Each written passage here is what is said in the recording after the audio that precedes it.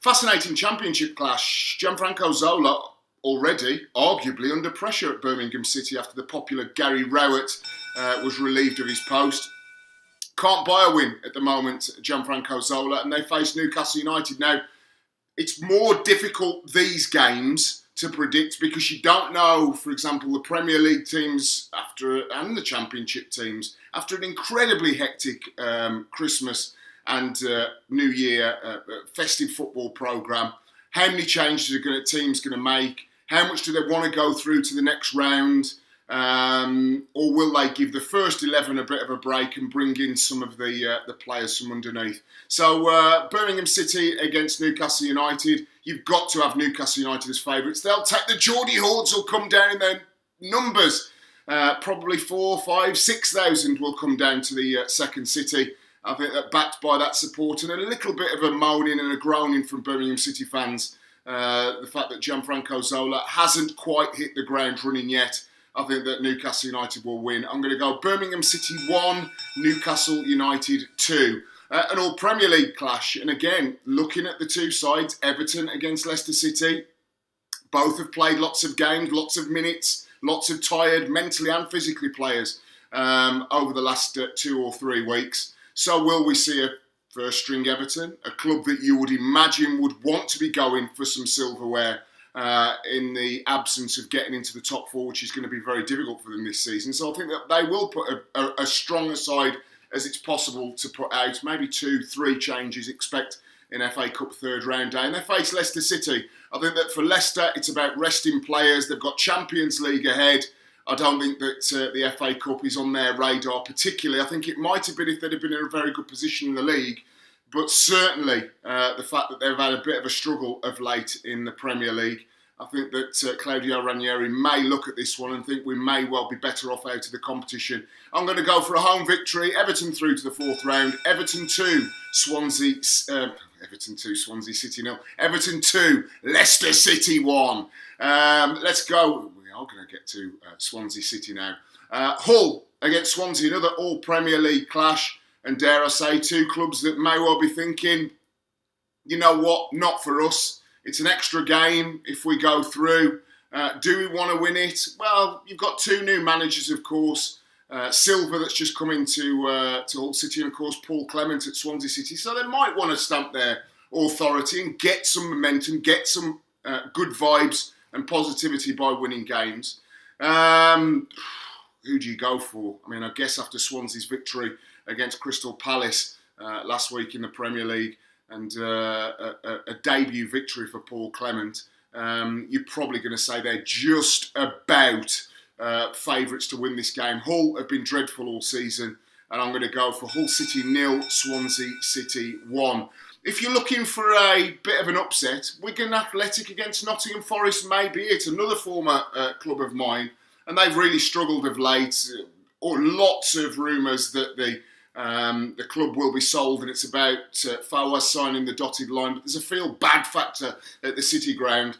Contrast that with Wigan Athletic that are going fairly well, ticking along very well at times this season, is that I think particularly at the DW Stadium, again, big away support. They usually give a whole stand to away supporters, so I think there'll be plenty of travelling trickies going not too far up to the DW Stadium. But I'm going to go, unfortunately, this as a bit of an upset. I'm going to go Wigan Athletic 1, Nottingham Forest 0, and the woes for the Garibaldis of Nottingham to continue. What about 2 sides that are going very well in their respective divisions? Premier League against Championship.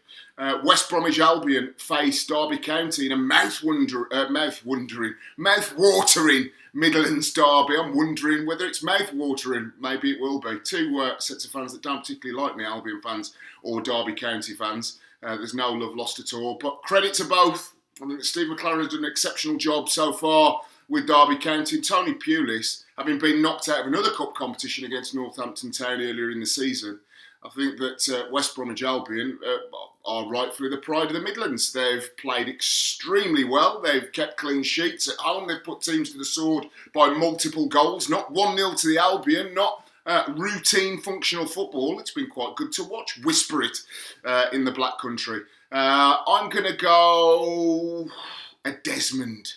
I think that both sides will have a go at each other. Both sides will make changes. It'll be a cracking atmosphere at the Hawthorns. I'm going to go West Bromwich Albion 2, Derby County 2.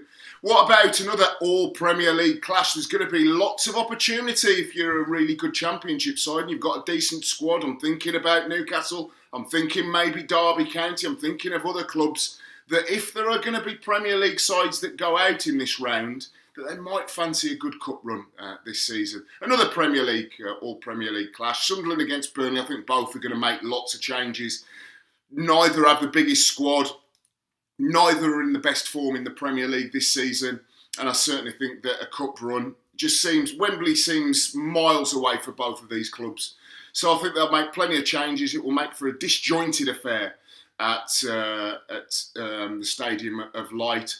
And I'm going to go this one, yet another draw. I'm going to go Sunderland 1, Burnley 1. What about a Staffordshire derby in the Potteries? Stoke City against Wolverhampton Wanderers.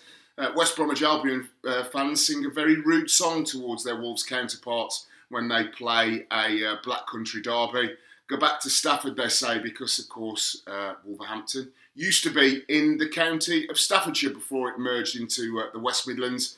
So if you're looking back, a bit of a history buff, this is a proper Staffordshire derby. Stoke-on-Trent, proudly in my county, and Wolverhampton Wanderers. If you look at their old badge, they've got the knot of Stafford in there. But enough about ancient history. What about the game on the day? Stoke City, I think, are one of those clubs, probably throw West Bromwich Albion in there as well, that legitimately feel if they can navigate making 2 or 3 changes to their team, bring 1 or 2 fresh players in, that they could easily get to a quarter-final, a semi-final or beyond this season. I don't think Wolverhampton Wanderers, with again a huge travelling support going only the 2 or 3 junctions up the M6, will provide too many problems. I think that the new owners, of course, wrapped around Jorge Mendes, the agent of Cristiano Ronaldo. And I think that Stoke City have a much more settled squad, a much more settled 11. And although Wolves may make a few changes with some potentially exciting players, I don't think they're a particularly good team at the moment. Routine this one for Stoke City. Stoke City 2, Wolverhampton Wanderers 0. And what about, I remember this one being, was it a Milk Cup final back in the 80s, 82, 83, 84, with that white ball with a red circle around it? Norwich City against Southampton. Now, 2 or 3 weeks ago, I expected Alex Neil to suffer the cruelest cut of all if you're a manager and get the sack. But he's had a couple of good results, then a couple of poor results. It's like the okey cokey, in, out, in, out. Well, I think that they have the team and the ability to be able to beat Southampton, that I have to say are a little bit shot shy recently in the Premier League. No Charlie Austin. I think it'll be a full house, as always, at Carrow Road, 24,000. And I do believe that Norwich City, I think that Alex Neil is the kind of guy that's not going to make a lot of changes. He's going to want to get a winning feeling, winning momentum. And what better than to do it against a very good Premier League side in Southampton. I'm going to go for this again. A bit of a shock, this one. The form book should suggest that Southampton at least come away with a draw. But I'm going to go for the Canaries to win by 2-0. That concludes my FA Cup third round predictions. Don't forget you can go to www.boylesports.com/Stan and I'll be back next week with the Premier League predictions ahead of match day 21. A big weekend of football including Manchester United against Liverpool, of course. And keep your eye out for my FA Cup column this coming Monday with all of the fallout and hopefully a couple of David versus Goliath moments. See you later. Welcome to BoyleSports. Join today, place a tenner bet, and you'll get 20 quid in free bets. Come on!